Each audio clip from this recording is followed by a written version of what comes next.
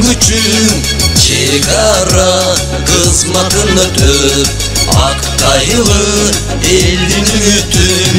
Jokerge, bizdin Jokerge, Engelbey, Joker çelle, Mekendi sakta korgo, çegara bizdin karakter.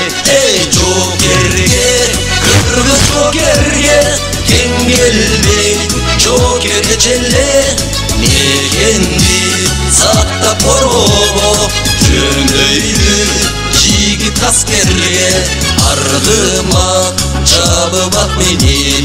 Alato bizdi çoğaytkon, takşaldık mayışpas bolup, Korçuludu emi bulupton.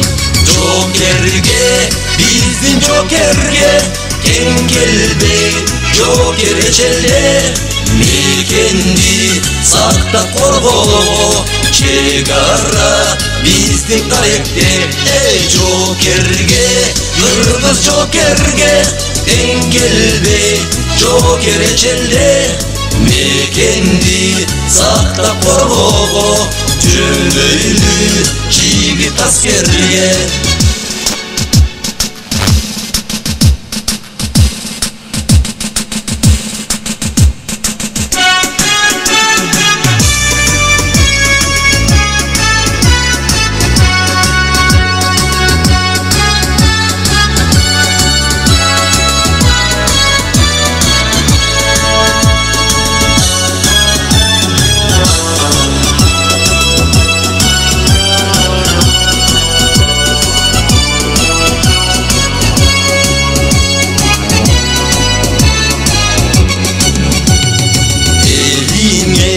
Kızmatıdığın, düşmandın oğu ötbögün, Joker bol çekti saktaran, kırgızdın tuğsun götürgün.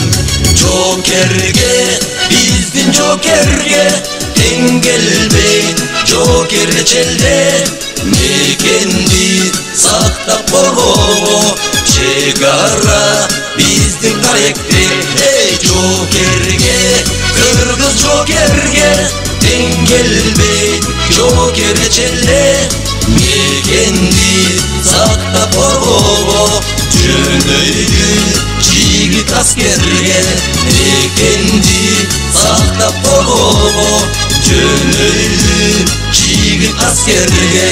Süyümüz bizdin mekende, Saktırgın sen mekençekte.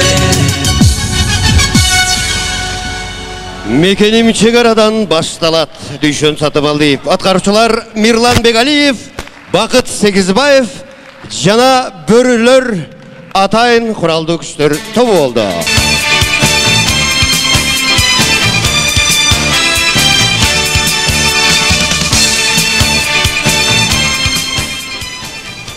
Жүрөгүндө ойногон кыргыз жаны, өзөгүндө туйлаган кыргыз каны, төрөлгөндө оозанган Манас менен, амансыздарбы Ала тоонун кыргыздары. Ассаламу алейкум, кутмандуу күн, кушбак кечиңиздер менен, урматтуу мырзалар жана айымдар, ардактуу аталар, мейирман энелер, агайын тууган жеңелер, кудагыйлар, мөлтүр булак татынакай карындаштар, боз улан бойдок инелер, жалпыңыздарды ушул бүгүнкү кечте жалпыбыздын башыбызды бириктирип турган биринчиден Кыргыз Республикасынын куралдуу күчтөрүнүн майрамы менен чын жүрөктөн, ички сезимден куттуктайбыз демекчимиз. Албетте, кадырлуу туугандар, бүгүнкү майрамды кайталаңгыз өзгөчө аурада жаратып жаткан дагы бир биздин куралдуу күчтөрдүн арасында жүргөн биздин таланттуу досубуз Дүйшөн Сатыбалдиевдин концерти бүгүн өзгөчө маанай тартууламакчы.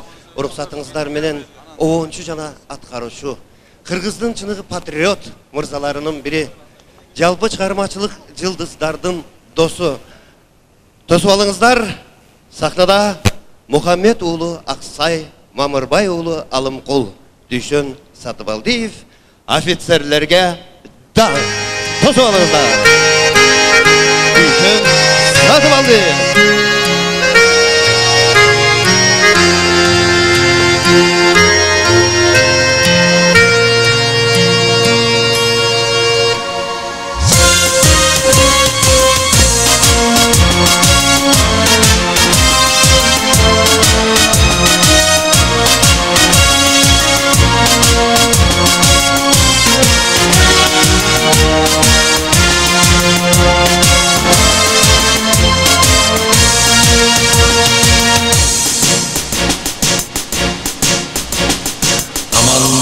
Yurtumdun degdegende Yol vermeymin yat adam tepsegenge Ofitserler katarda kelbez ayga Yetkendigin uktavayım estegende Kança joker ömürü kolun ağrıda Kança eldin orcugün moynun ağrıda Atılmazsın aftama hiçbir yerde Dansilerge, ofitserler, dansilerge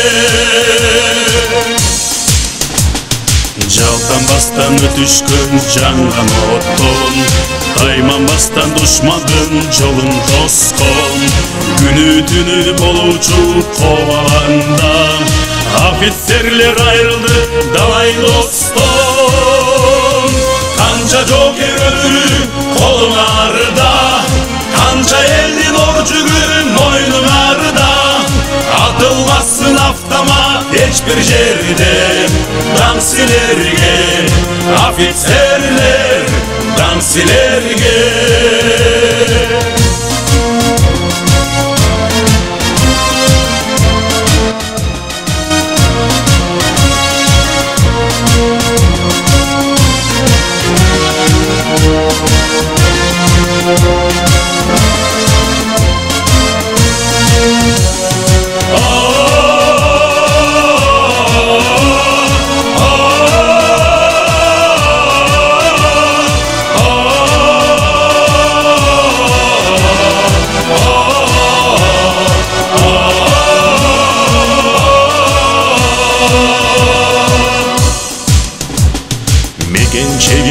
Çeçme büyük mutlan Buyruk mizan toptaboy jolgo çıkkan Çekte turup mert bolon ofitserler Emgegin divanasın Kırgızistan Kanca joker ömürü kolun ağrıda Kanca eldin orcugün moynun ağrıda Atılmazsın aftama hiçbir yerde Dansilerge Ofitserler, dansilerge Kanca joker ömürü kolun ağrıda Kanca eldin orcugün moynun ağrıda Atılmazsın aftama hiçbir yerde Dansilerge, ofitserler, dansilerge Dansilerge, ofitserler, dansilerge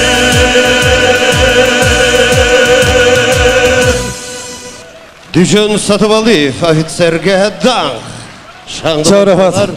Саламаттар, урматтуу бүгүнкү концерттин коноктору, кутмандуу кечиңиздер менен баарыңыздарды ушул залдан көрүп, чоңуңуздар менен келип, менин концертимди куттуктап келгениңиздер үчүн чоң рахмат айтмакчымын. Бүгүн мекенди коргоо күнү 20 февраль. Мырзаларды майрамы менен куттуктайм. Чын жүрөктөн баарыңыздар урматтуу мырзалар. Сиздер үчүн жоокер тилеги деген ырымды аткарып берейин. Кыргыз Республикасынын балалатынын мыкты кызматкери Düşün Satıbaldi. 18 толду курак ойноп гүлдөп турар убак бирок бизди атам экен коргосун деп күтүп турат учагыма кыссам улам сени жаным кыйбай турам жигит болуп төрөлгөн соң мекен үчүн кызмат кылам анда кош болгон сүйгөнүм мен ар дайым кат күтөнүм сен болочу генералдан Үмүтүңдү жеткизбөгүн Сен ыйлабадан сүйгөнүм Мен күтөмүн ат күтөмүн Сен болочок генералдан Үмүтүңдү жеткизбөгүн Үмүтүңдү жеткизбөгүн Мекен үчүн анталамын Чек араны кайтарамын Тозоктордо бекем туруп Жонум изим айтарамын Кыргыз элден бата аламын Жүрөгүм курчаш баламын Сержанттардын сөзүн угуп Жоокерликке такшаламын Анда кош болгон сүйгөнүм Мен ар дайым кат күтөмүн Сен болочок генералдан Үмүтүңдү жеткизбөгүн Сен ыйлабадан сүйгөнүм Мен күтөмүн кат күтөмүн Сен болочок генералдан Үмүтүңдү жеткизбөгүн Үмүтүңдү жеткизбөгүн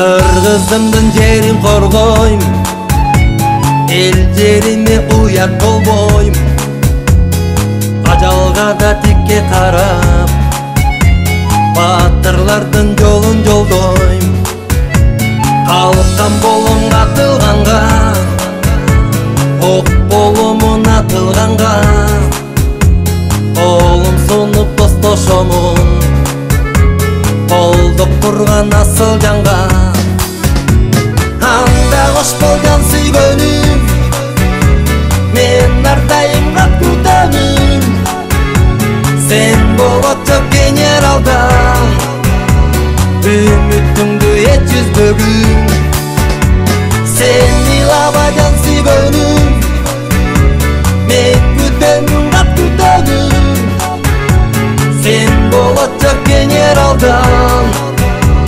Үмүтүңдү жеткизбөгүн Үмүтүңдү жеткизбөгүн Үмүтүңдү жеткизбөгүн Үмүтүңдү жеткизбөгүн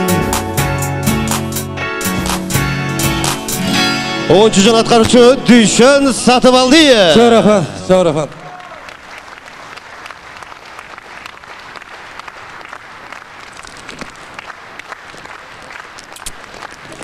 Рахмат, шаңды колчабаларга бөлөп коелу.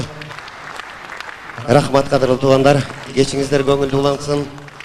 Мына бүгүн эсте каларлык, өзгөчө жогорку деңгээлдеги майрамдык маанайдагы концерт тартуулайбыз деп турабыз. Аруу тилегибиз ушул.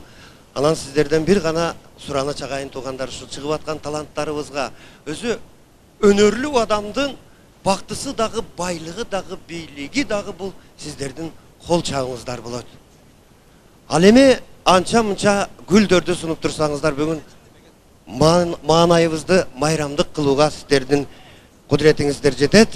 Тосуп алыңыздар, алдыңыздарга Сочидеги куралдуу күчтөрдүн конкурсунун баш байгесинин ээси, Кыргыз Республикасынын маданиятынын мыкты кызматкери, дагы бир ажарлуу, таланттуу айым Дүйшөн Сатыбалдиевтердин Мекен сакчысы аттуу чыгармасы менен өзгөчө шаңдуу кол чабуулардын канатында кана эмесе тосуп алыңыздар, Гүлбара Мамбетакунова.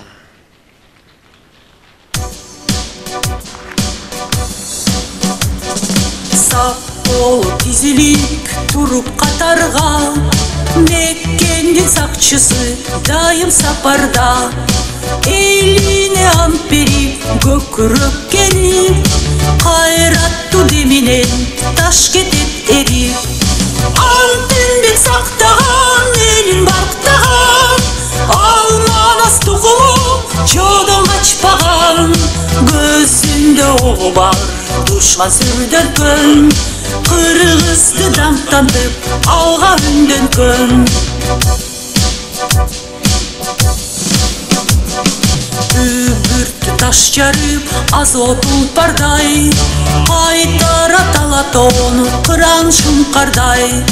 Al bizdin jigitler elim bülüt gör, Er bolsam betteşip güçüm bilip gör. Altın dep saktağan elin barktağan, almanas tuğumu jodan kaçpağan.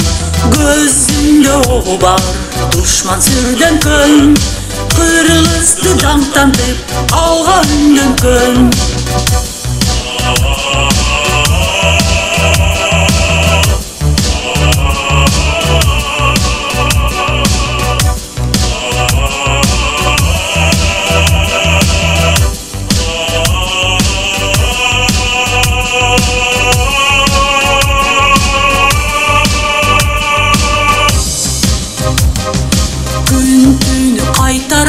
Mekenin cerin, can verip süyüşüp ak kalpak elin.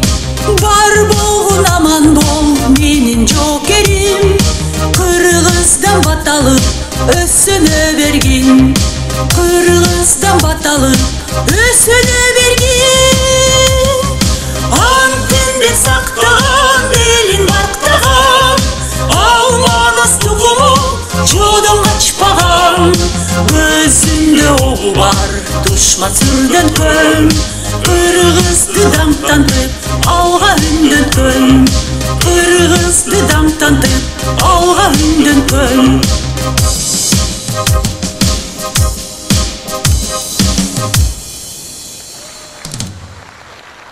Gülbara Mambetaqulova, çoğun rahmat.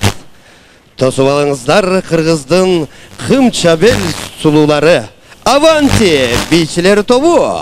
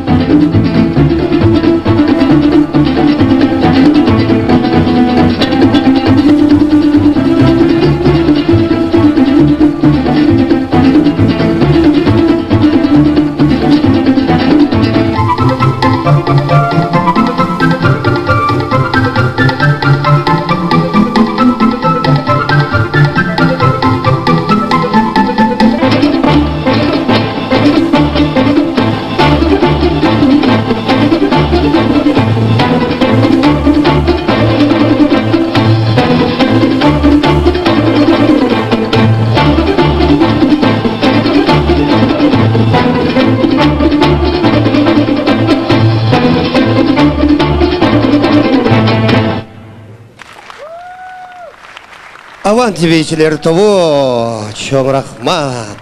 Шаңды болса олардың қанатында.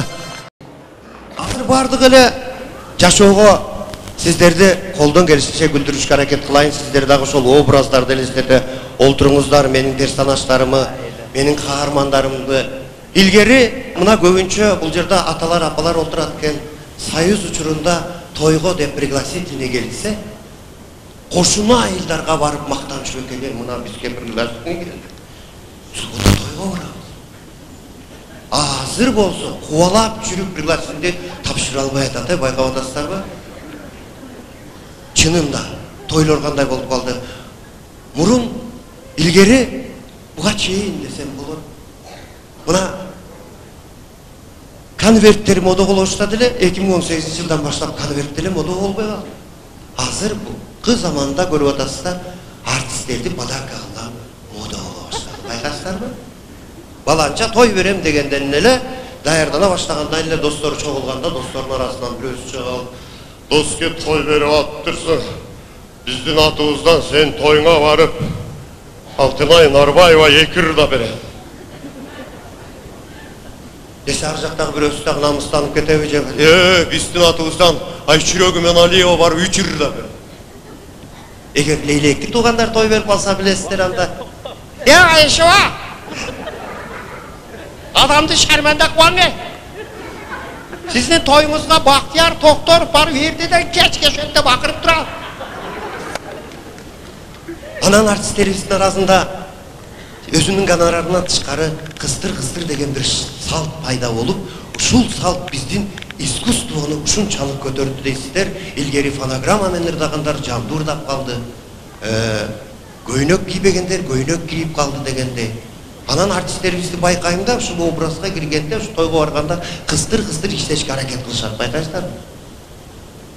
Сахнанын аркасында экөөсү бири-бири менен сүйлөшүп калганда эмне жөнүндө сүйлөшүшөт билесиздерби? Ал жөнүндө да айтып берем. Себеби экөө бири-бири менен учурашып кандай экен, публика кандай десе. Жалаң эле тарамыштар экен, эти жок. Эч ким кыздар бар экен.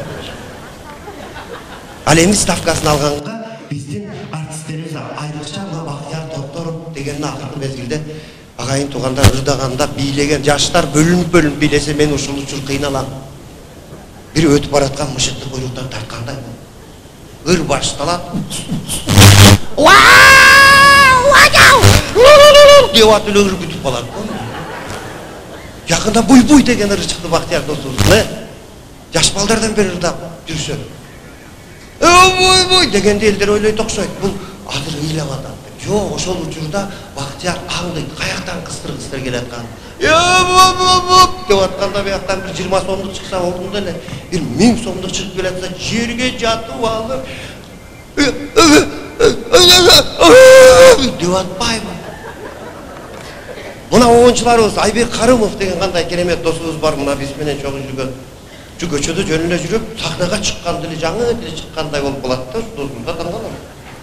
Мисалы ырларын элестетип отуруңуздар, ырларын окуп жүрөсүздөр. Таң тосуп тоого баралы,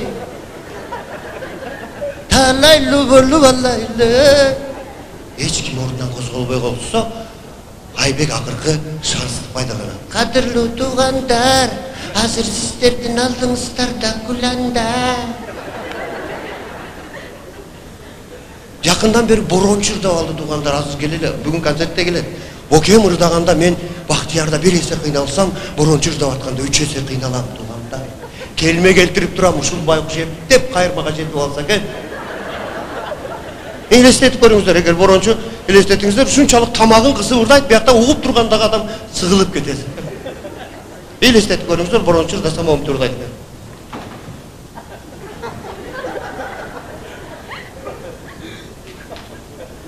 Kaydasın sen tavalanda.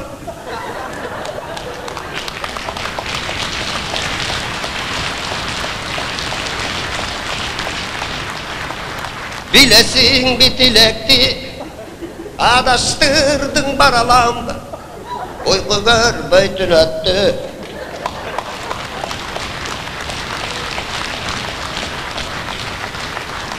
Kaydasın tavalam деп атканда ишке чыгып кетип калбасам, муну өлүп калышым мүмкүн. Байкаштар ушунчалык тамагын кысып ырдайт, дагы бир жерин кысып ырдайт экен, мен таппай жүрөм да. Yakında toylarının birinde şahardı kızlardan biri gelip durup 500 somluktu karmap gelip. Buruncu bayke когда вы поете, я кайф ловлю. Орысша тап қойыңыз деп 500 сом беріп қойса, бокем мен орысша дай албаймын дейін десе, қолында 500 сом тұрады. Анан өзінің бала кездерінде ырдап жүрген орысша болған етін сазыменен бокемнің орысша ырдап тұрғанда кербез елестетіп көріңіз.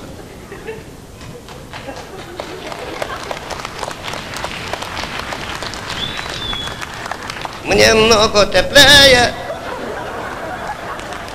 за стеклом, но злые морозы белые деп чықпеп. Мына бізде искусство өнігіді Құдай жалғасын. Тойлайсыздар жамбыл ырдап айт дейді. Жамбылға қыздары жарашса шунчалық жамбылдар да беріп отыр. Жамбыл екен ырдап қойыңыз, қыстарат екен болды. Өзі неме маған өмірімде біреу қыстарған емес да. Мен де ешкімге қыстарған емес. Шыға беріп ол өзін қыстарам десем, ал өзінің заманындағы ырларды жақсы көреді екен, елестетіп көріңіздер, жамбыл екен ырдасамын деп ырдайды екен. Широка страна моя родная, много в ней подушек простыней. Приходи ко мне, ты дорогая, будем делать маленьких детей.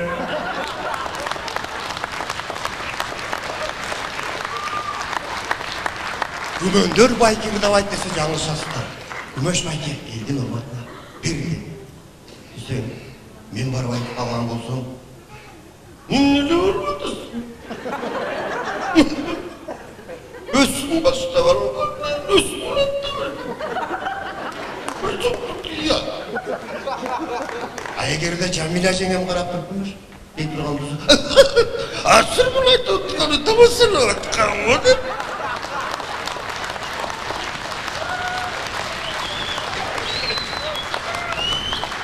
Күмөш байкемнің репертуарын көрсем, ай Жамилям, заман басты мен сізем. Ай Жамилям, айлығымды мен сізем. Бұл жоғын толғын ұры, бірге шықса кінай ойлығын. Ойлығын ұры, çoğu sıksa kına, бұл жоғын birge çıksa kına canı.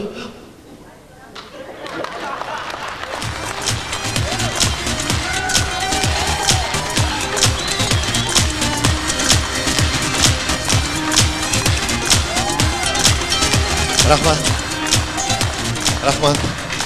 Құдай жалғасын. Андан кейінгі шығып атқан жаш балдардың мен шынын айтайын түсінбей барам туғандар. Жақында еле Қайрат Қырғыз деген жігіті бір часок шығады. Сың есімде. Не есімде қашан есімде? Санжар Бердібеков деген дағы бір енім бар. Бұл азырқы жаштар сүйгендерін қорқытып алған ба білбейм. Санжар Бердібеков шықсам оны тұрдай байқасам. Қырғаныңын чаттейді. Қайдам жарға атпайлап жаным. Құлағыңда сайдағы. Қойдымас жүз жайқа. Көзіңе көзің. Ауа. Жеңеңді қойдағын, жақында тойдағын. Оппа. Айла-лайым. Қандай сүсі де болады екен. Бұл артистердің арасында маға өзгөчө экс-министрimiz азыр Өзбекстан жергесіндегі елші Ибрагим Жүнісов ағайдың ырдаған өзгөчө жақ. Сахнаға шыққанда içінен жылу кийиніп алабы білбейм, сахнаға шыққан эле байқастар Ибрагим ағамыз батпай қалады.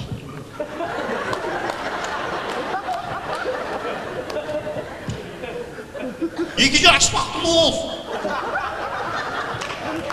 Атының бақытыңа ержеттерге сана талыбастан қанаты пайдан кейсін жұрты ма?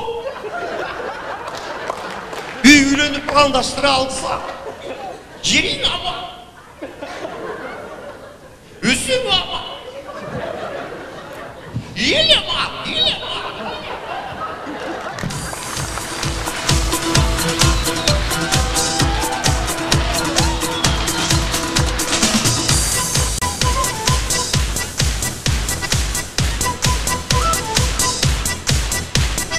Рахмат. Ох.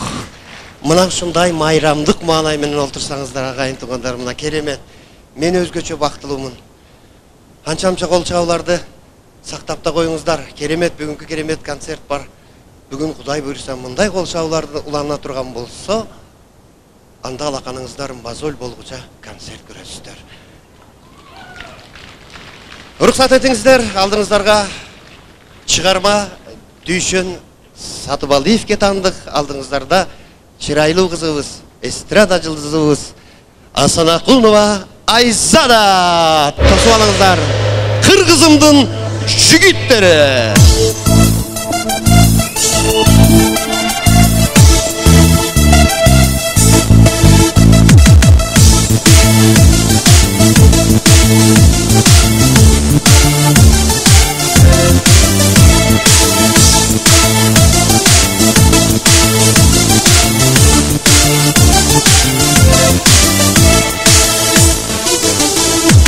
Кылым карып жашап келген биздин ата бабабыз, суусун ичип өскөн жердин бир кумарданганабыз. Тынчтыктайын мекен үчүн биздин элдин үмүтү, аны дайым сактап турган кыргызымдын жигити. Кыргызымдын жигиттери кас душмандан качпаган, ата эненин үмүттөрүн ант беришип актаган.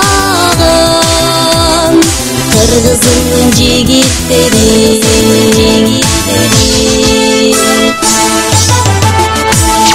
жаралдылар туштук үчүн биздин элдин багына, көйүшүп эр жүрөктөр мекен үчүн дагы да. Манасата арбагында дайым бизди колдосун, тынчтык болсун эли бизде, эч жамандык болбосун. Кыргызымдын жигиттери жолдон кайра тартпаган, ишеними мекенимдин элимди уктаган. Кыргызымдын жигиттери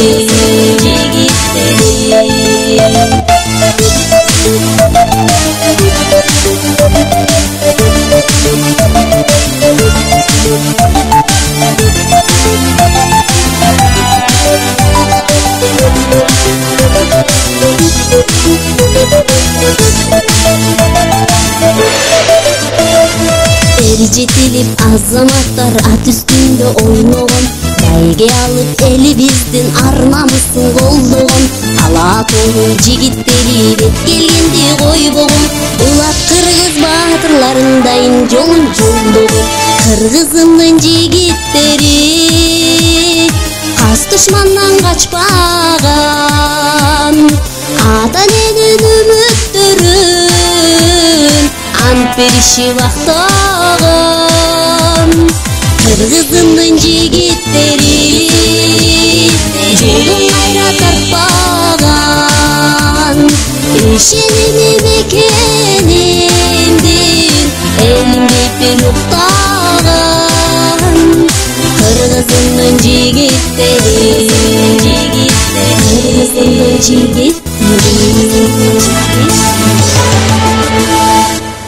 Айзада Асанакунова. Чоң рахмат. Мен Дүйшөн чыгармачылыгын деги эле классик оюнчу катары айтар элем.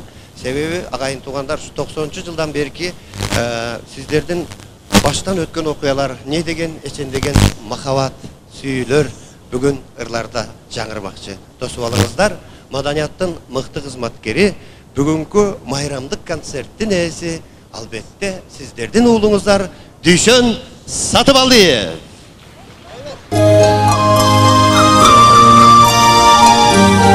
Чоң рахмат. Корбан чечкен ээсилер менен салам достор дегендер менен саламдашып алайын. Жакшыдагы шаңдырап отурабыз.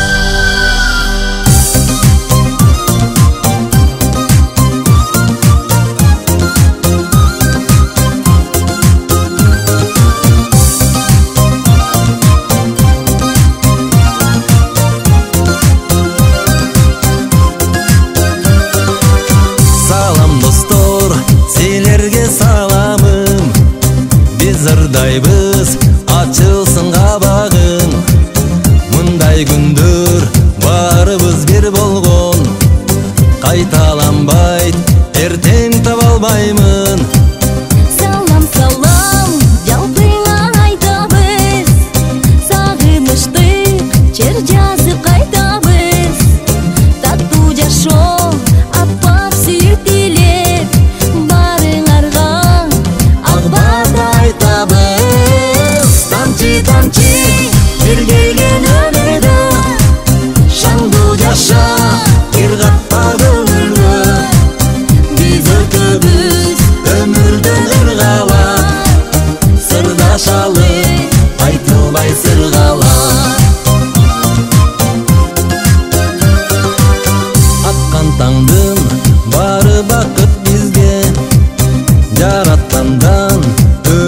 тилейм сизге. Жакшы иш кылып, жамандык жолотпо. Арзыгын сүй, убакыт коротпо. Бул жашоонун оролуп күрүнө, акчаман сап жетпейсиң түбүнө. Жок нерсеге кайгыга батарпай, андан көрө ырда күлгүнүңө. Тамчы тамчы бир келген өмүрдө, шаңдуу жаша бир катпа көңүлгө. Биз өтөбүз өмүрдөн ыргалап, сырдашалы айтылбай сыргалап.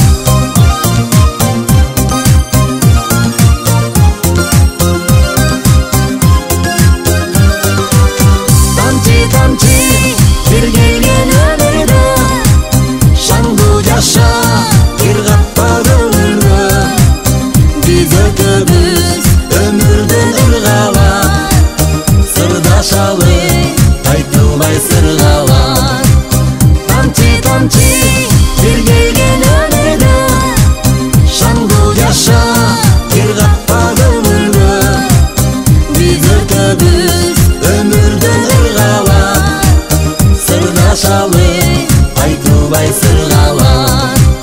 Сырдашалы айтылбай сыргалап.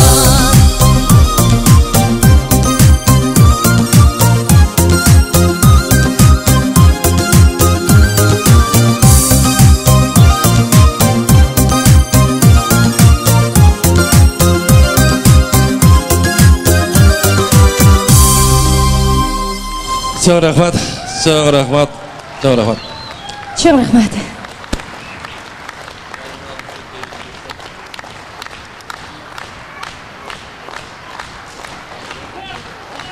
Чоң рахмат. Кейинки аткарып отурган чармамды дагы ушу ракаты көбүз менин кесиптешим. Сиздер үчүн жана ушул жерде отурган классташтарым үчүн арнап аттиң ошол күндөр кайрылса деген ырымды аткарып берейин. Көй көтөрүп тостон алдыңдан, ал күндөрүм эми кетти кайда. Кабар сурап өткөн жолдардан, ыял менен барам кайра жаштык жакка. Бардым билмей күндөр өткөрдү, басым билбей алдым алтын ал күндөрдүн.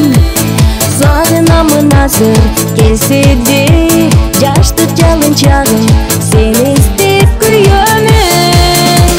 Аттиң ошол күндөр кайрылса, аттиң ошол күндөр артка жылса, мен жаштыгым артка кайрып албай берем. Өткөнүмдү эстеп мен кулса, сагынычым алып сага учат. Бош бол эми бош бол, жаштык кезим менен. Жаштык кезим мөлтүр булактай, кайда кеттиң эми дайныңды суратпай. Сага бартуу жолду таба алсам, жамбат белем кайра жалын орактай. Бизден алыс калдың айда жок, толкуп ташкан аттың жаштык кайра жок.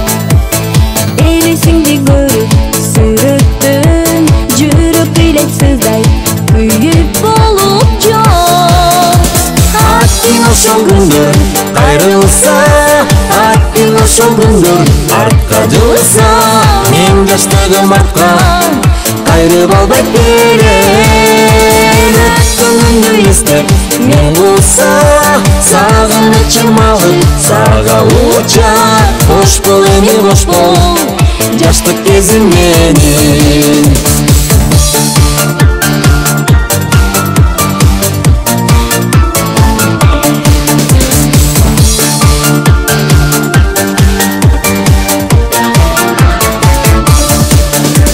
Аттиң ошол күндөр кайрылса, аттиң ошол күндөр артка жылса, мен жаштыгым артка кайрып албай берем. Өткөнүмдү эстеп мен кулса, сагынып мага учар. Кош бол эми кош бол жаштык кезим менин. Кош бол эми кош бол жаштык кезим менин.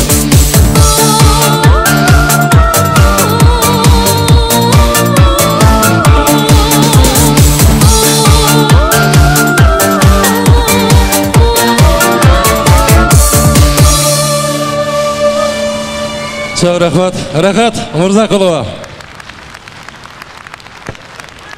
Дүйшөн Сатыбалдиев, Рахат айым, Рахат Мырзакулова. Кудай жалгас агайын туугандарым акей. Мырзалар ушундайбыз. Өмүрүбүздө бир майрам болсо, итөкчүбүз болсо, анан келиңиз. Рахмат. Кечиңиздер көңүл улансын. Майрамдагыдай олтуруңуздар агайын туугандар. Келиңиздер, ал эми Дүйшөндүн бул азыркы алдыңыздарга чыга турган инсан менен байланышы аябай зор. Булар искусство институтунун окушканда, бирге окушуп, бир группада, мындайча айтканда, бул жигиттин чыгармачылыгына өзгөчө салым кошкон десем, бул Дүйшөн Сатыбалдиев салым кошкон десем, жаңылышпайм. Тосуп алыңыздар, калганын өзү айтсын. Кыргыз Республикасынын эмгек сиңирген артисти, оончан аткаруучу Парадис Супер Куудул сахнада Майрамбек Осмонов.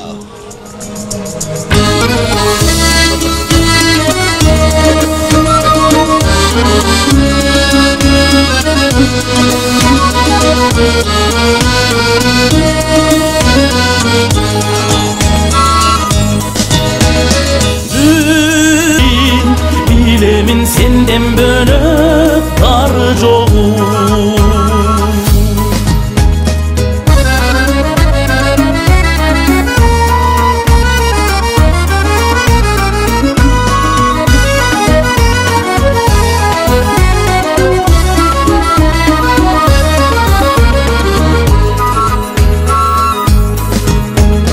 Bilmeymin kaydan seni tavarımdı.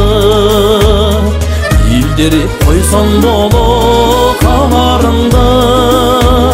Göz dalbay tik desemden, ırcasıp bütbösümden. Sağındım caro kerim camalındı. Sağındım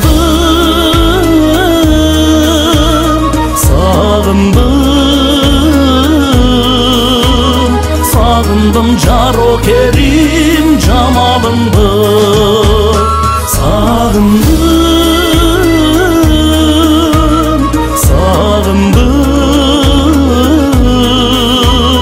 Sağındım caro kerim camalındı. Sağındım caro kerim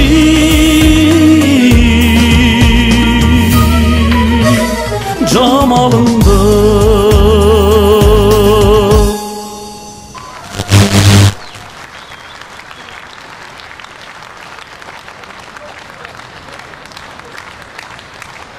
Саламатсыздарбы?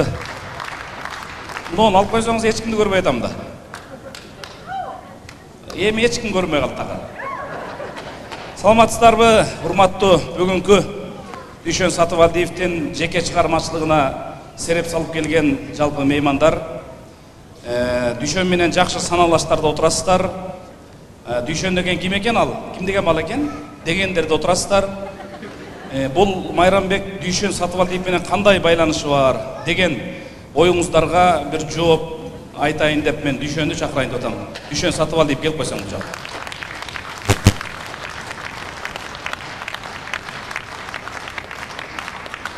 Ошо экөөбүз окуп жүргөндө ушинтип басчымын. Мен ойлочумун да муну башкарманын баласы экенсем, жок, менде эле кедей дыйкан үй бүлөсүндө эле тулуптур. Кана жана Коңурбай деген жетим келби. Мына 3 жетим, үчөөбүз тең, мунун атасы бар. Мына 2 жетим, мына бүтүн үчөөбүз бир комнатада жашаганбыз, башка эмеде, кроватта жатканбыз. Кол чагып коюңуздар. Экөөнү бир момент таппай жүргөмдө каерден бир союп сыйрып алсам депчи, мына эми болот. Мунун аты Коңурбай. Бул өзү ушундай да, мен ойлойм, илгери согушка ушундайлар кеткен. Любой жака кете берчи. Ана мунун да бир жакшы касиети бар, любой носкиди кие берчи. оор жугабы, биттеп кетеби барыр болчу. Бутун эле носки тийсе болду. Деп эле кете берчи. Эртең менен дайыма жакшы кийимдерди ушул кийип кетчи. Батса батпаса деле. Лейлектин кайеринен элең? Самат деген жерде жол жок экен да булар эшек менен кырдан ашып анан кийин мектепке барчу экен. Ошон үчүн бул Саматта туулгандар булар Саматта өзгөрүп, анан бирок жакшы жагы жүрөгү таза. Эмне үчүн дегенде мен ушул дүйшөн айтып коеюн бир жакшы сапатын. Бир күнү больницада чыгып келатсам, булар да өздөрү негизи кыргызча сүйлөгөндө мягкий знакты кошот. Сен бара албадыңбы бүгүн? Мен алып келе албадым да деп, буга мягкий знакты кошот. Бирок булар орусча сүйлөгөндө вообще кошушпайт. Муну балынса кайсы балынса ала деди. Мага айтып атат. Мен айттым ананчы. Бул централны балынса деди. Эмне болду досум биякта дейт. Атам ооруп, аз жерден өлүп калыштады десем, булардын жүрөгү таза. Жакшы. Бекборбиев ооруп больницада жаткан экен, анан Сыймык экөө барыптыр да. Барып анан бул эми жүрөгү таза бала да. Бек кандай жакшы. Не болдуңуз десе, жүрөгүм ооруп, өлүп калыштым. Жакшы экен, жакшы. Булар өлгөн жерге барыптыр. Жакшы, могу жайында өлүп алды, жакшы болду. Кышында өлүп калбай. Жакшы. Мына ошол Коңурбай мынау.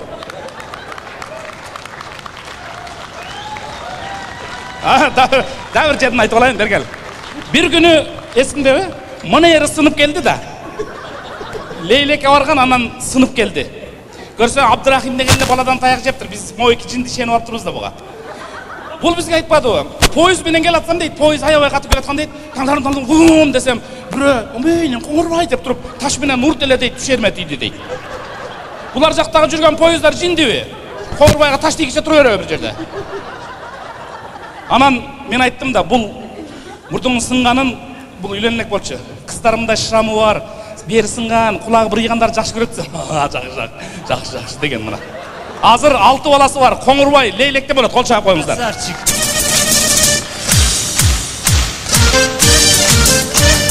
Рахмат. Кайсы жыл эле 4 жыл мурун мо көйнөктү, көк көйнөктү подарок эткенбиз. Шо боюнча эле жүр. Шондой эле. Так, сен кетпей тур. Мынау нарындык болот. Экөөбүз, үчөөбүз бир комнатада жашаганбыз. Анан бул өзү баритон, анан гүрүлдөп сүйлөчү. Жинди. Кыздар кантип сүйлөйт, монтип сүйлөйт деп бүт ушул үйрөткөн. Мен канча күнөө кылсам жашоомдо бүт ушу күнөөлүү. Кыяматта ушу жооп берет. Ушул айтканда, жинди, өмүр бир эле жолу келет, нарындыктар ошентип коет биз жакта. Сен 5-6 ай алады. Ушул айткан мына, ушул айткан. Мына ушул айткан. Ушул айткан. Анан ошол келген жылы эле 57 кило болчу, азыр деле 57. Любой нерсени жейт, көзүнө көрүнгөндү жейт, салат баары бир семирбейт.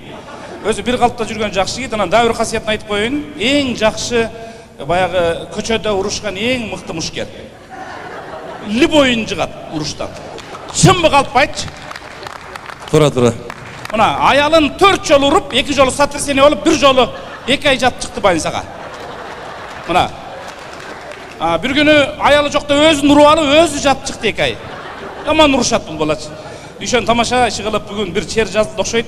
Ne olsa dağı ömürün uzun bolsun, elder öpkülөр бар го, оон чыгарган. Алар болсо өмүр бою концертин берип келип анан пенсиясын акырында дагы бир берет. Сен болсо чогултуп келип туруп пенсияга чыгар да бир бердиң, өзү жакшы кызматта аркалады. Ошол солдат болгондон бери өзү дагы мындай түсөлүп жашынакай болуп калдың. Мурункудан башкача басып, бизге ошол эле талтаң деп баскан бала болсуң, ошол жака баргандан кийин мылтык көтөрүп жашынакай болуп калдың. Ушунуңан жазба, 100гө чык. Кол чаап коюңуздар. Молодец, красавчик. Коңурбай, сен ырдайсың, ырдабайсыңбы? Жакшы. Майрамбек Османов. Рахмат. Ысык көлдүн кыздары күйөөгө жаңы тийгенде ак куудай болот. 3 бала төрөгөндөн кийин автоматически акулак айланып кетишет. Көйдүктөр болсо кол көтөрүп койгула. Кышында азайып каласыңар, жайында жаман көпсүңөр да. Нарындын кыздары күйөөгө жаңы тийгенде эки бети кыйып кызыл болот. 3 бала төрөгөндөн кийин тили упузун болот. Жаңы күйөөгө тийгенде сен каякта жүрөсүң эле деп сүйлөйт. 3 бала төрөгөндөн кийин "Убакат болду" деп эле кот болду. Ошол жерден да дүйшөн.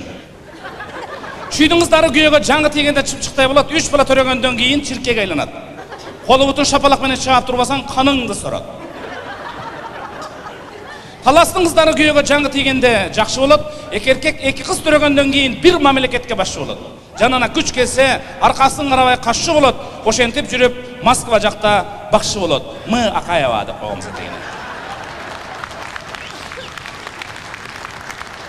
Оштун кыздары күйөөгө жаңы тийгенде кашы менен жагат, 3 бала төрөгөндөн кийин кашты чөп басып кетет, анан ашы менен жагат. Аш бышып калды ма? Аш салып берейин, бүт эле аш, ош эле деп жүрө бересиң. Эзели башка тамак айтпайт. Бифштекс деген аякта жашабайт Кара сууда. Аш баштайлы дейли берет. Токтогул менен оштуктардын бир айырмасы бар. Мисалы, Токтогулга айыл коруп калсаң, эми бала чакан сагам кетейин дейсиң да, кетейин деп атсаң, таксилер жаңбыр жаап чыкпай калат, ошондо апаң кетет. Эйлиңди көрөйүн, күнү келе турган таксилер бүгүн жок деп тим эле катуу сүйлөйт бизде. А ошто сонун такси таппай үйгө келсең мынтип айтат. Яна бүгүн боозу эртең кетесиң, деп дагы 3 күн жүрө турган кылып коет сени сыйпалапчы. Баткендин кыздары күйөөгө жаңы тийгенде көзү менен жагат. Баткендин кыздардын көзү мынандай болот, карасаңыздар жакшы болот тура берем. Любой эркекти мынтип айтат го. Ака, үйгө барып чай ичип кетпейсизби деген көз да могу. 3 бала төрөгөндөн кийин көздөн амал кетет, анан ширин сөзү менен жага баштайт. Баткендин кыздардын күйөөсү мас болуп келсе, аялы мынтип тозуп алат. Сиз бүгүн ами чыгып алдыңызбы? Дейт. Тиги мас эркек корсоңдоп койсо коркуп кетет. Сизге ичкен раса чарышат да. Деп анан уктап калгандан кийин мына Коңгурбай айтып берген да жетим бизге. Биз жакта чөнтөгүн тазалап кот мас болуп келген эркектер деп ушул айткан. Анан эртең менен "Не кана чөнтөктөгү акча? Турганбы?" десе, "Кечинде акча жөнүндө айткан жок элеңиз го" деп жашоо улана берет экен.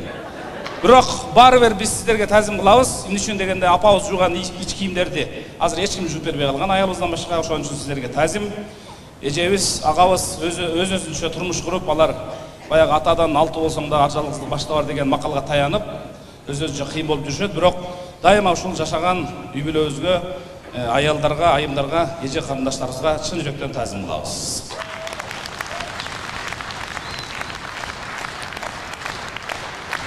Рахмат. Анан мына мединститут окугандар 11 жыл окуйт экен дагы жазганды үйрөнбөй чыгышат экен. Эми баштан өткөн окуяны айтып коеюн. Өткөндө бир ооруп барып калып, анан аптекага дары жазып берди. Аптекачка берсем, мына отурмун, булат бар 4 теңге. Анан 5-син таппай койдук, анан кайра врачка келдим. Мына 5-син таппай койдук, бүт эле аптекага бардым десем, жинди бул менин подписим дейт. Анан текшерип көрөйүн деп өзүм бир кагаздарга мынтип иди-биди кылып жазып алып, анан алып берсем, уялбай эле, бул дарылар бар деп экөөнү берип атат. Муну мен өз колум менен жазып койдум. Сиз уятыңыз жоктур го десем, "Жок, мындай дары бар. Бизде мындай айнып калгандардын дарысы бул" деп айтат. Жашасын Кыргызстандын айымдары. Кыргыз Республикасы еңбек сіңірген артисти Майрамбек Осмола.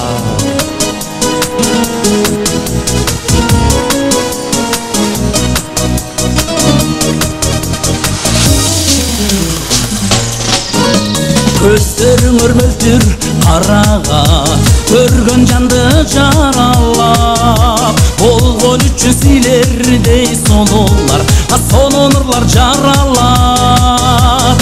Көркөмүңөр солу арчадай, көргүм келет чарчабай, мөлтүрөп бир черкен турасыңар, жаңылышкан алчадай. Токтогулдун кыздары, Казармандын кыздары, ат башынын кыздары. Кереметтер го чиркин.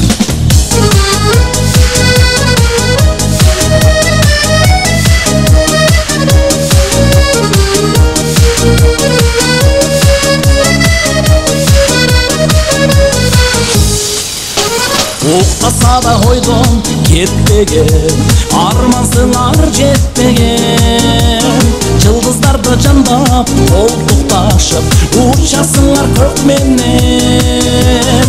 Күндүзүгүн түндө айсыңар, сулуулукка байсыңар. Чиркин өмүр өтүп кеткиче, тилектир талай сөздөр айтылар. Ысык көлдүн кыздары чүй таласын кыздары ош баткендин кыздары. Силерге эч ким жетпейт.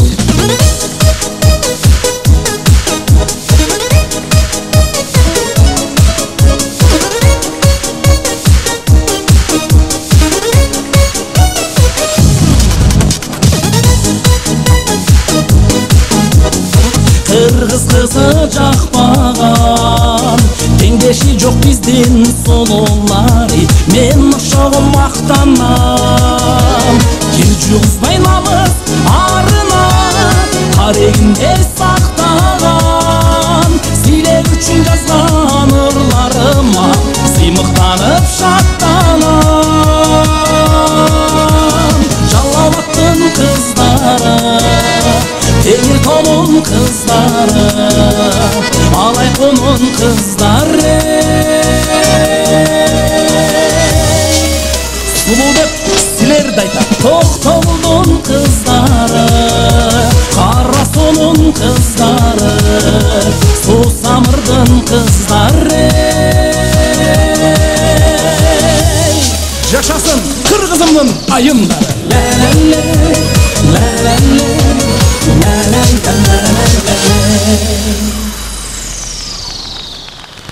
Байрамбек Осмонов республикасынын маданиятынын мыкты кызматкери, Дүйшөндүн карындашы болот. Тосуп алыңыздар, сахнада Жылдыз Келгенбаева.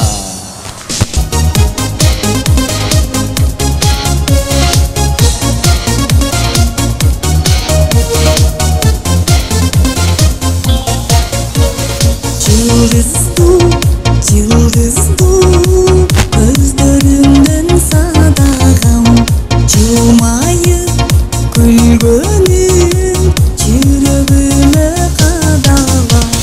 Жүрөктө камсыз согуш барбы, сүйүүгө мерек болуш барбы. Агатай сенин жүрөгүңдө мен түнө турган конуш барбы. Мен түнө турган конуш барбы. Капкара ирмелген карегиңден кагылам.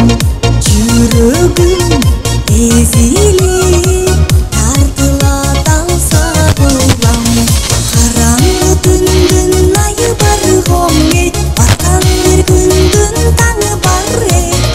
Агатай менин жүрөгүмдө сүйүүнүн ысык чайы бар. Сүйүүнүн ысык чайы бар.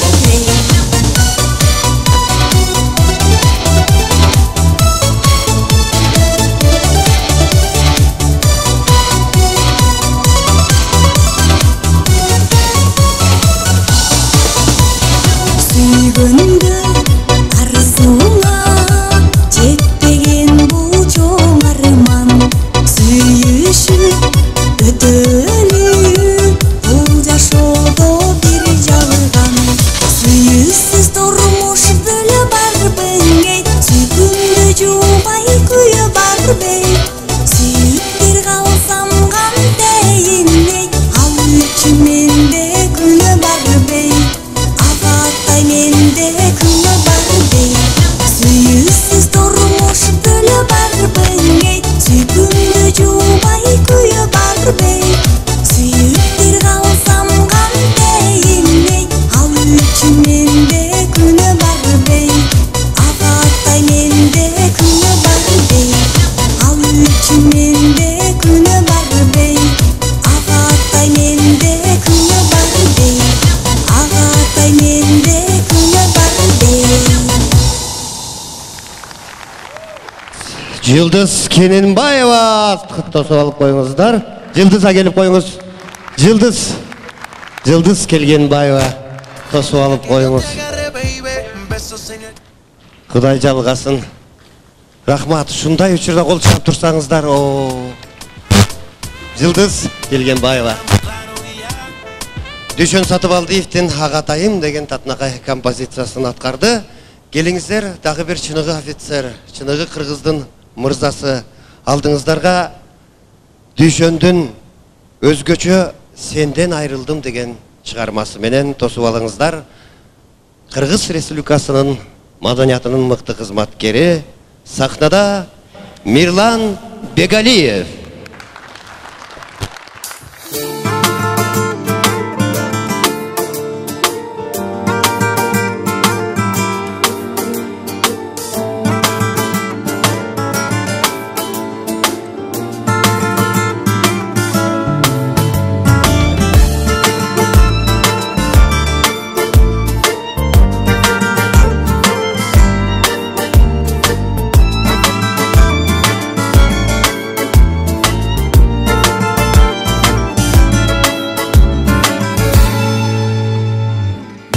Жашап қалсам деле сенден айрылдым, башка кызды алсам деле сенден айрылдым.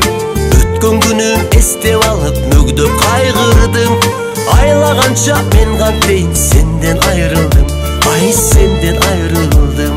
Көздөрүңүн анан айын мөлтүр караган, экөөбүздү бөлүп эми суудай жашаган. Бол албаймын ортоктошу сенин кайгыңдын, көз жаш төгүп ыйласам да сенден айрылдым, ай сенден айрылдым, сенден айрылдым. Гүлдү көрсөм дайым эстем сенин атыңды, арман кылып жазгым келди арзу катымды. Антсең деле табас эмес менин дартымды, кош бол эми мен кантейин сенден айрылдым, ай сенден айрылдым. Көздөрүңүн анан айын мөлтүр караган, экөөбүздү бөлүп эми суудай жашаган. Бол албаймын ортоктошу сенин кайгыңдын, көз жаш төгүп ыйласам да сенден айрылдым, ай сенден айрылдым,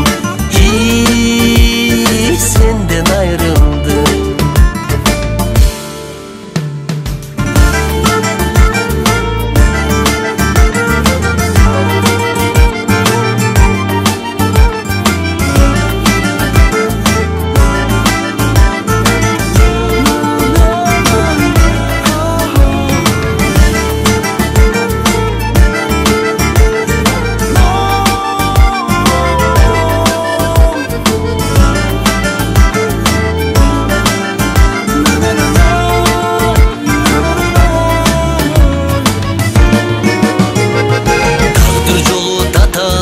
Мен да кайгылдым, өткөн күнгө азыр деле келет кайрылгым.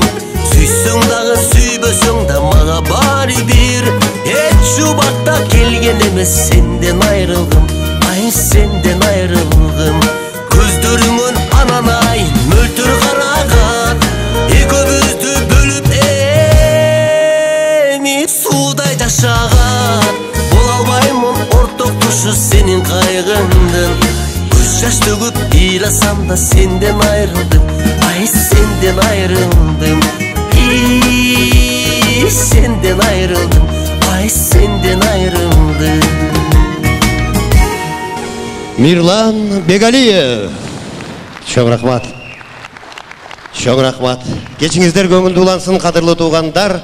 Азыр сиздердин алдыңыздарга дагы бир кыргыздын өзгөчө шаңдуу шайыр кыздарынын бири, улуттук Токтогул Сатылганов атындагы филармониянын эл шайырлар тобунун солисткасы. Тосуп алыңыздар, Кенже Көбөкова.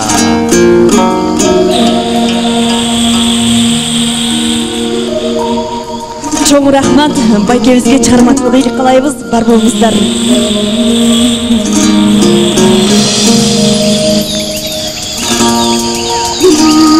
Жаздагы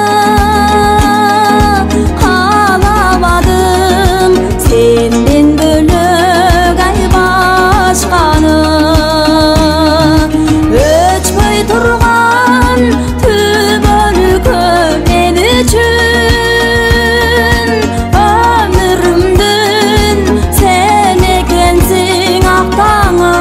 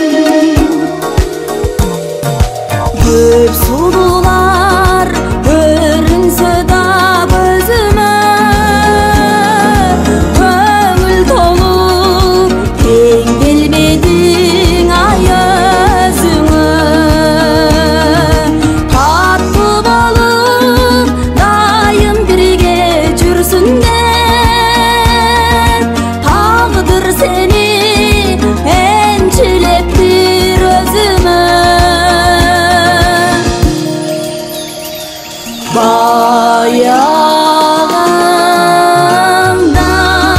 gülçü gayra, bacırayıp cürçü gayra. Bayağımday hiç kaygırmay, bayağımday suyçu gayra.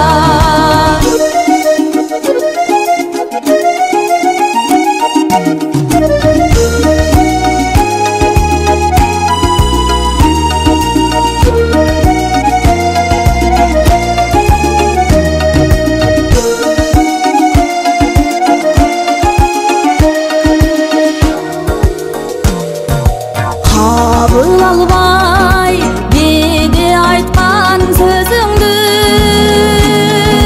kança jolu kapa kıldım ay özüңdü. Geçir canım suragarım geçirsen,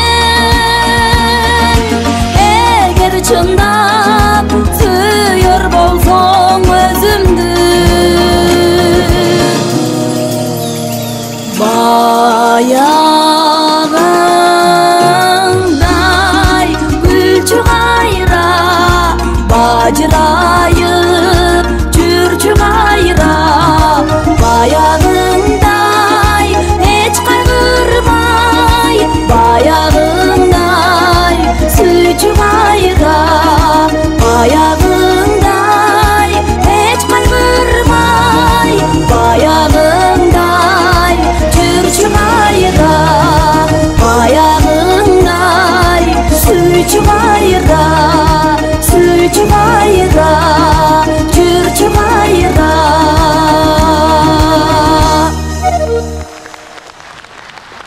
Чоң рахмат, саламатсыздарбы? Албетте ушул дүйшөн абабызга чыгармачылык ийгилик каалайбыз, үй бүлөсүнө бакубат жашоо каалайбыз. Мен кичинекей чакта ырдап жүрчү элек Нарын театрында чогуу иштегенбиз. Бар болуңуз байке, көп жашаңыз, чыгармачылык ийгиликтер коштой берсин. Ушу байкени урматтап, жалпыңыздар келгениңиздер үчүн бактылуу болсоң кемнен деген чыгарманы баарыңыздар бактылуу болуңуздар, бар болуңуздар. Аткарып кабыл алыңыздар.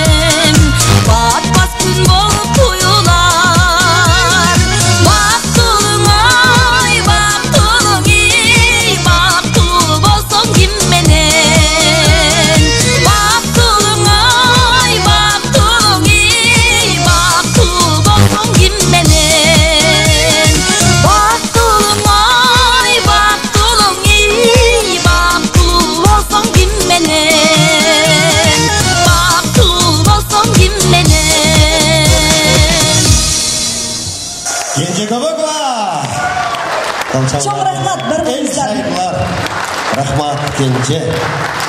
Бактылуу болуңуздар. Кадырлуу туугандар, келиңиздер.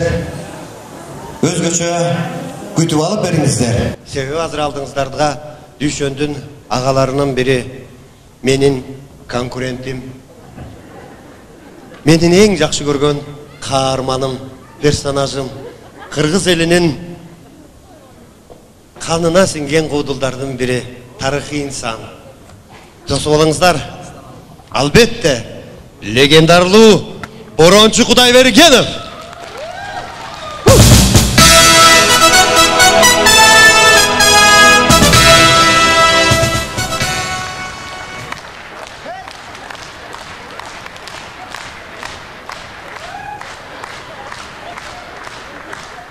Рахмат. Ассаламу алейкум. Майраңар мен кыздар. Өзүм бүгүн майрам, жигиттердин майрамы, көпчүлүгү менен угушма караганда азыр военный жигиттер көбүрөөк отурат залда, мына ошол силердин, биздин майрам, армияга барып келгендердинчи. Анан ата мекенди коргогону келсе келгенде эле эч ким таппай каласың, анан 23-үндө эле баары эле баатыр болуп чыгып калышат го. Майрамда белечи. Ошон майрамыңыздар менен чыныгы майрамдай турган жигиттер залда отурушат, көпчүлүгү мына Дүйшөн досум баш болуп, ошон үчүн ата мекенди коргоп, биздин тынч жашашыбызга ушу залдын светин күйүп берип коюңуздарчы, ушундай эле суранчы, Бизе аябай ыңгайсыз боло берем, мен мындай кишини көрүп сүйлөшкөнү жакшы көрөм да, мындай жакшы да мындай, карызы жоктой болуп мындай. Азыр адамдар бири-бирин карагысы эле келбей калган, баары эле карыз бири-бирине. Салам алейкум, сөйлөм, мынтип эле көзүнөн алга сөйлөп. Раматтылык Манас досум айткандай, шаарда кандай эмне жаңылык болуп атат деп Манас достон сураса, жарымы качып жүрөт, жарымы кубалап жүрөт деп коет дейт, бири-бирине карып депчи. Ансарындай карызыңыздарды эстетпей эле коеюн дедим эми.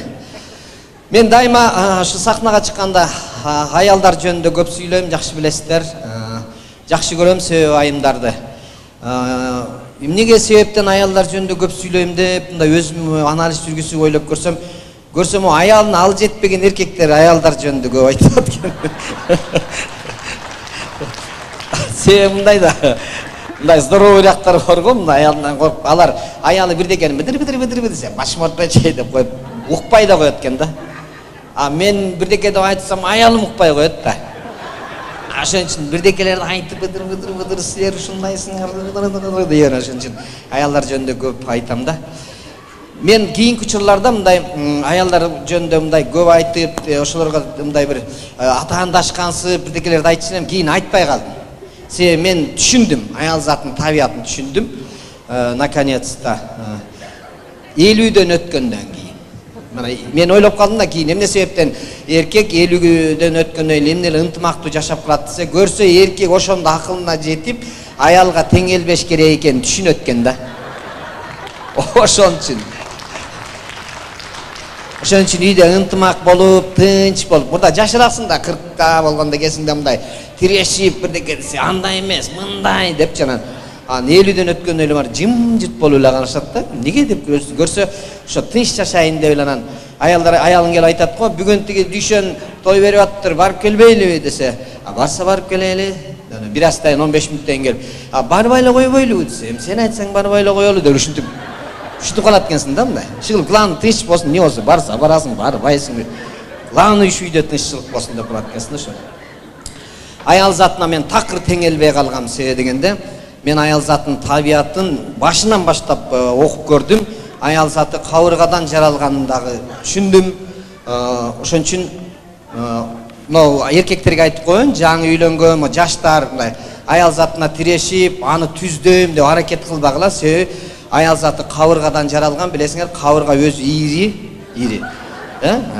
Аялды башкарам деген эркек бул кабырганы түздөйм деген эркек. Кабырга түздөлбөйт, ал табиятында ири. Аны күчкө салып түздөсөң, ал сынып калат просто карсы этип эле. Ошон үчүн эмне кылыш керек? Кабырга кандай ири болсо, ошого эле ылайыкташып эле жашай бериш керек. Эмне кыласың аны түздө? Ошол как раз 50-дөн өткөндөр ошону түшүнүп калат экен. Мына мисалы мени келип аялым бирдекелерди айтып урушат, бирдекелерди айтып быдыр деген айтып берет, унчукпай күлүп, жылмайып карап тура берем, себеби мен кабырганы элестетип тура берем да. Эми элестетип өзүң чоң эле киши анан барып кабырга менен урушуп анан кабырганы басып алып жакалап эле туура эмес да, туурабы? Тем более кабыргада мээ болбосо да болом да. Вообще тең келгенге болбойт. Эмне себептен, таарынбайсыздар айымдар, эмне себептен эркектердин чачы агарат? Эмне себептен? Себеби стресс болгондо, бир нерсеге кейигенде, жүрөгү ооруганда, анан дайыма керексиз нерселерди уга бергендиктен благодаря вас. Ошол себептен анан эркектин башынын ичиндеги, мээсиндеги бир топ клеткалар иштен чыгат экен, өлөт экен да кыскасы. Ошол себептен чач агарып, анан барып түшүп калган ошондон экен. Рахмат силерге. Ат дүшө рахмат. Силердин жардамыңар менен ошондой болот. Ошондо дагы аял заты аны бир мындай бир сыймыктануу менен айтат го мындай. Күйөөң чач агарып кетиптир го, я десе, демеле аны да бир эркектин чачын агарта албасак эмнеге жашап жүрөбүз деп демеле мындай. Аябай максат коюп койгонсуп демеле. Түшүнтет го. Мен эмне себептен бул чачты айтып атам? Мына чач түшүп калганда мээде клеткалар ошончо өлүп аткан болсо, а каш түшүп калса, ал вообще жаман болот. Каш түшкөн көрдүңөр беле? Эркектердин кээде бир каштары чүйүп калып, ооруп калышат го бакчылар, каштар жок болуп калат го. Анткени каш түшкөндө ушунчалык мээге таасирин тийгизет экен. Эгерде оң жагында кашың түшсө, могу мээнин оң бөлүгүндөгү 80% клетка өлөт экен. Сол кашың түшүп калса, сол жагындагы 80% мээ өлөт экен.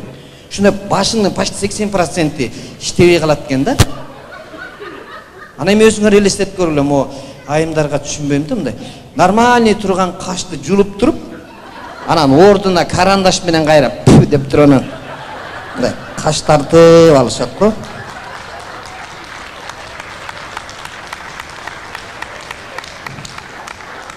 Жо мен түшүнбөйм, мындай нормальный адам турган кашты жулуп анан кайра сүрөткө тартып мындай. Элестетип көрсөң мындай.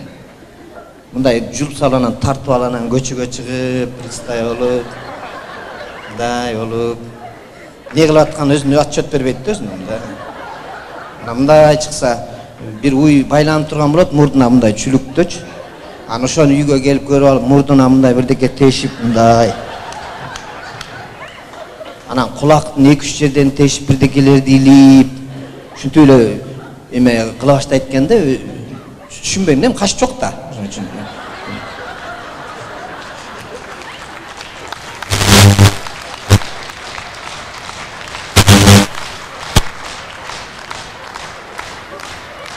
Жем өзүңөр элестетип көрсөңөр, нормальный кашы бар адам антпейт да, туурабы?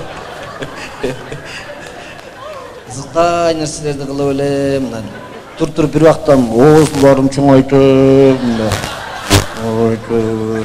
Түскүдөн өзүн көрүп, чоңойтуп эле ушинте беришет го мындай. Эмне кыларын билбей, ушундай. Кашы жок кыздардын жанына отуруп калганда мындай капталынан карап көрсөңөр. Мына инопланетянин жанында отургандай болосуңар да. Маңдайынан билинбейт, сүрөт тартылып турат да. Капталында жүн жок болот го мындайчы.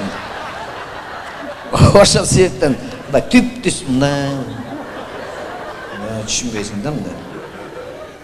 Эгерде кашы болгон болсо, аял затынын кашы болгон болсо, эрте менен үйдөн чыгып кетип айтып атасың, жумушка кеттим десең, түштө телефон чалып алып, каякта жүрөсүң дегенден кийин, демек каш жок болуш керек. Айтып кетип атсаң, кайра сурайт да.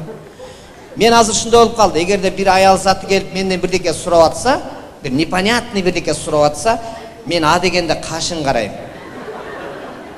Эгер кашы жок болсо, мен вообще эле башка ответ берип коем да.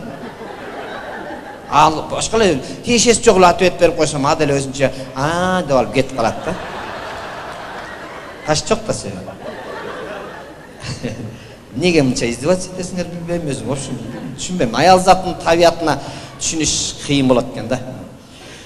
жумуштан келатып деле жанагы маршруткада отуруп келатып анан ойлонуп келатып өзүнчө үйгө барганда мындай кылсам тигиндей кылсам өзү эркектер 2-3 эле нерсени ойлонот экен жумуштан келатканда үйгө аялым тамак жасап койду экен анан баргандайын баягы футболду көрсөм болот эле анан эртең жанагыны жумушту бүтүрүш керек эле деген нерсе менен келет экен үйгө келетсе аял заты көп мындай ар бир детальный нерсени ойлонот да маршруткада отуруп келсе аял заты ойлонот экен эми түйшүк да чынын айтканда аял зат ичинен ойлойт экен эмне болду экен балдарды сабактан келди экен тигини садиктен алып койду эртең менен кийим кийгизип койдум эле булганган жокпу экен ушуп калган жокпу курткасын кийгиздим эле же кийгизген жокпу эмне болду экен үтүктү сайдым сайган жокмун сайган бошон азыр барганда эмне тамак жасасам экен тиги продукты бар тиги жокпу экен деп ушундай баардык нерсени ойлонот рахмат сиздерге ушинтип ойлонуп маршруткада отуруп келатып анан маңдайында отурган бир аялдын сумкасын көрүп калсам сумка жөнүндө ойлонуп кетет экен да мына жакшы сумка экен өзүнүн кожаный окшойт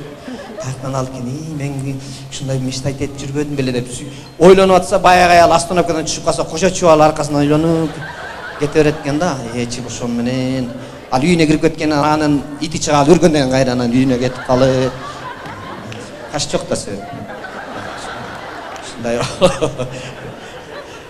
мен аял заттын көп бир мындай жасаган иштерине кыймыл аракеттерине аябай таң калам да жана эле машинени артка айдайын деп атсам бир айым мындай басып барат аркасынан өтүш керек экен да эми нормальный кашы бар адам туруп турат да машина айдап аткандачы ал мен артка айдаган сайын кошо жүгүрөт да аркасынан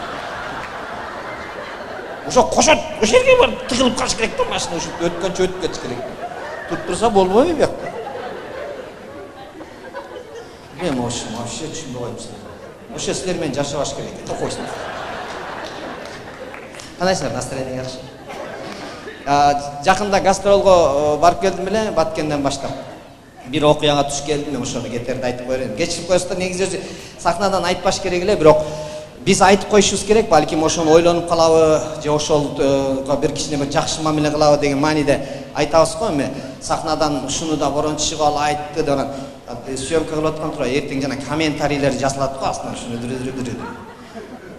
Ноокатта больницада туалет жөнүндө аябай чурчу болуп атат өзү көрүп атасыздар ушул гастролдо жүргөндө көп ушундайга туш келебиз да чынын айтканда Ошто дагы соттун ичине кирип алып элдер барган кишилер ушул общественный жерлерге барып калсаңыздар чынын айтканда ошол иштегендегилер үчүн эле өздөрү үчүн ушул уборный бар сырттан келгендерге жок да такыр бирдеке болуп барып калсаң балким суу ичип алгандырсың балким кичине балким ооруп жүргөндүрсүң мисалы кыйналып ошонун ичине кире албайсың да бир туалет кечирип коесуздар туалет сурасаң менде жок мен баарын ар биринин өзүнүн ачкычы бар главный ачкычты шеби мойнуна илип алган жер менен короче киргизбейт да яка оштогу соттун ичиндеги туалетин көрсөтсө телевизордон көрдүм өзүңүздөр деле көрсөңүздөр болот интернеттен эшиги жок экен мындай эме менен чүпөрөк менен тосуп коюптур анан бизде айтасыңар нарындыктар мындай экен депчи эми байкабай барып минтип ача койсоң ичинде бирөө отурса шашып кетип кайра жабам деп кайра бияка ачып коюшуң керек да мен бала кезде бир нерсени ойлодум биз бала кезде ушундай немени ойночубуз билесиңерби мындай секирип мынтип мындай ойнойт эмес беле эмне эле ошо мак беле койчу эле мак ошону бала кезде бизди ата энелерибиз көбүрөөк ойногула деп ойнотчу көрсө билчикен да ошол бизге кийин жашоодо пайдасы тие турган себеби жанагы любой жерге барып калсаңар клубтунбу же бир ушул мекемелердин эшиктеги ошо больницанын өзгөчө ошо ноокат бар эми ал ноокат эмес бүт эле Кыргызстан боюнча эшиктеги туалетине кирип калсаңар кечирип коесуздар ошол макты ойношко туура келет ушундай эле еп туруп анан ошо жерге жеткенде абада туруп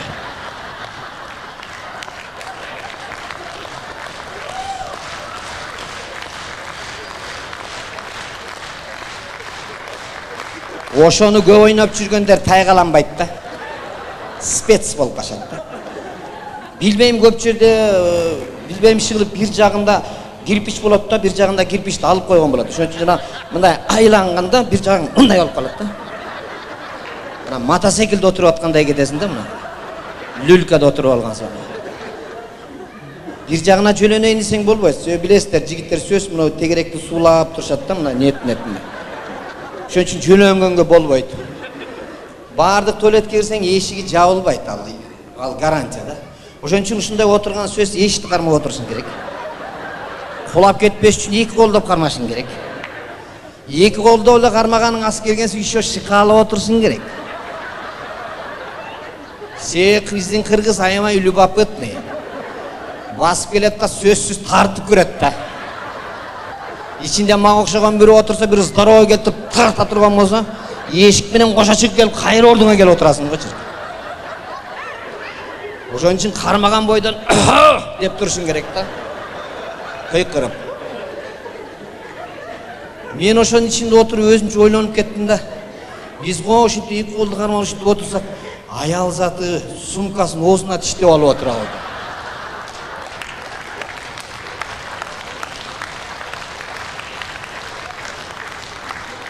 Сумкасы жок эч жака барбайт.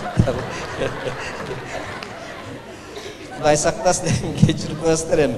Өз негизи маданият өзүбүздүкү ошол жерден башталат. Өз орустар үй салардан мурда биринчи уборныйды салып алат. Ошон үчүн мен ойлоп калдым да, ошо биздики ушундай болордон мурда экологически таза деп ошон үчүн талаак эле жана нарындыктар биз чүпөрөк ороонуп алып отурганыбыз ошондо. Зато мындай таза абада белиңден бери чыгып көрүнүп турат, кыйкырып да обар болбойсуң. Алыстан эле көрөт сени келатканда. Даже көрүп учурашып коет, ассалам алейкум. Отурасың, азыр байке брат таппас. Оранжы Кудайбергенов.